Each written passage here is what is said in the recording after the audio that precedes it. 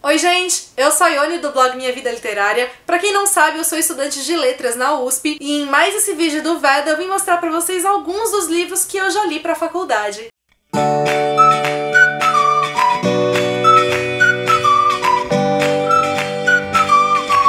Vocês me pedem esse vídeo há muito tempo e eu acabei selecionando apenas alguns dos livros que eu já li. Na realidade, eu leio muito mais textos teóricos do que obras literárias inteiras em si, e eu acabei selecionando algumas delas que eu achei que fosse talvez mais interessante pra falar pra vocês. E essas que eu selecionei, eu acho que elas são bem representativas dos tipos de livros que eu tenho que ler, então tanto de ficção quanto de não ficção, mas ainda assim eu tentei me ater àqueles mais voltados à literatura, não livros técnicos. Um dos livros que eu li no meu primeiro ano de faculdade foi o Um Teto Tudo Seu, da Virginia Woolf, que é um livro incrível. Virginia Woolf, ela foi convidada a dar uma palestra discursando sobre a presença das mulheres na literatura. E esse livro, então, é essa palestra que ela deu. Ela parte, então, de uma personagem ficcional aqui e começa, então, a fazer toda uma reflexão sobre a presença das mulheres na literatura, pra chegar no ponto, então, de que na realidade é complicado a gente falar disso, porque as mulheres por séculos e séculos não podiam nem aprender a ler e escrever. Então como que a gente vai falar de mulheres na literatura se elas não existiam? Ou se quando passaram a existir elas eram abafadas, elas não tinham o mesmo reconhecimento dos homens? E ela vai chegar aqui também à conclusão de que as mulheres, para poderem desenvolver a capacidade criativa delas e o ofício delas de escritoras, para elas poderem escrever, elas vão precisar de uma certa quantia de dinheiro e um teto só delas, então para que elas não precisem se preocupar com essas questões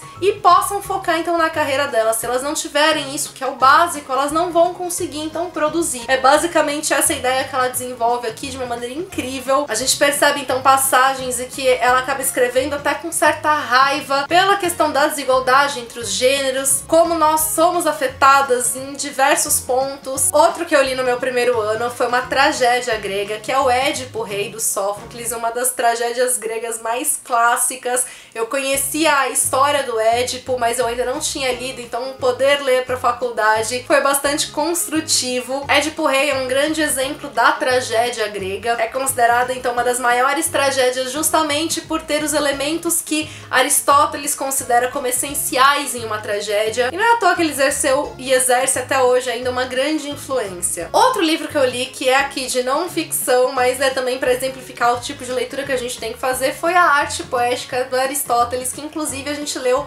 para poder exemplificar o Édipo Rei. O Aristóteles, ele vai tratar de três grandes gêneros literários, né, que seriam então a épica, a lírica e o drama, que na realidade ele acaba não falando da comédia. O que ele falou da comédia acabou se perdendo, então ele foca mais na tragédia aqui na arte poética. Mas ele vai discorrer sobre esses gêneros, dizer o que caracteriza cada um deles, faz de cada um deles essencial, enfim. Já pro segundo ano eu selecionei dois livros diferentes. Um deles também é de não ficção, é o Itinerário de Passárgada, do Manuel Bandeira. Aqui então o Manuel Bandeira, ele vai fazer de certa forma a arte poética dele, ele vai contar qual foi o caminho dele na poesia, ele vai mesclar elementos da vida dele, da biografia dele, então pra poder explicar como que ele foi acabar parando na poesia, como que ele construiu a poesia, a que a poesia dele se presta. É uma leitura incrível. Manuel Bandeira é certamente um dos meus poetas favoritos. Um grande calhamaço que eu li em 2016 pro meu segundo ano, que foi pra mim uma leitura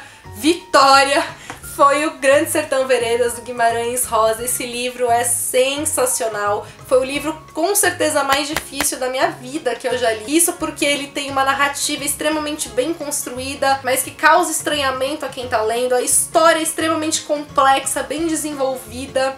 A gente vai ter a história aqui do Riobaldo, que vai estar contando pra alguém que a gente não sabe, um forasteiro, a gente não sabe quem ele é, mas ele vai estar contando da vida dele, tudo que aconteceu, e a gente percebe então que ele faz essa narrativa pra ele próprio tentar entender o que foi que aconteceu nessa série de eventos, porque isso ainda mexe muito com ele, ainda não tá assim tão claro na cabeça dele. E como eu falei, é um livro extremamente incrível, extremamente emocionante. E já fiz vídeo aqui no canal dando algumas dicas de como ler esta obra gigantesca em todos os sentidos. E agora, então, pro terceiro ano, eu selecionei, na verdade, 2 livros que eu ainda vou ler pra esse semestre. Uma das disciplinas que eu tô cursando agora é a de Introdução ao Romance, então que a gente estuda o romance inglês, não simplesmente o britânico. A gente vai estudar, então, romances americanos, britânicos, tem até da África do Sul. Então, pra essa disciplina, eu vou ter que ler 5 livros diferentes. E os 2 que eu resolvi mostrar pra vocês são aqueles que são releituras de outros clássicos britânicos. Um deles, que é o que eu mais tô curiosa pra ler, é o White Sargasso Sea, que ele é uma espécie de prequel da Jane Eyre. Então ele é uma história que acontece antes de Jane Eyre. Aqui a gente vai ter a história de uma dama caribenha que é levada então pra se casar na Inglaterra. Eu não vou falar mais do que isso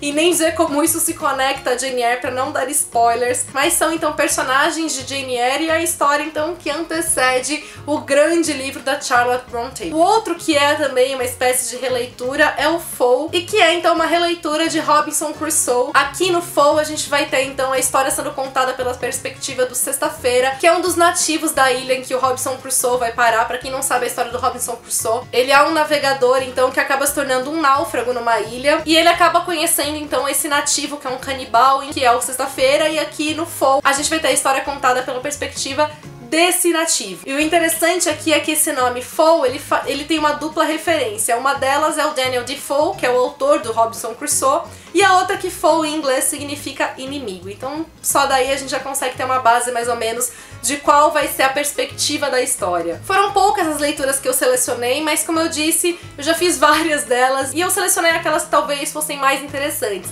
Como também eu disse que eu tô lendo bastante coisa esse semestre pela faculdade, vocês vão acabar invariavelmente me vendo falar sobre esses livros no passar dos vídeos. Já mencionei alguns aqui em Book Haul, em Leitura do Mês, e vou continuar mencionando nos próximos Leituras do Mês, enfim, conforme eu for fazendo as leituras. Se você gostou do vídeo, deixa o seu curtir aqui embaixo para ajudar na divulgação. Se você é novo no canal, seja bem-vindo, aproveite para se inscrever e acompanhar todas as novidades. Não deixe também de me acompanhar nas demais redes sociais do blog. Beijos a todos e até amanhã, que ainda tá acontecendo Veda no canal.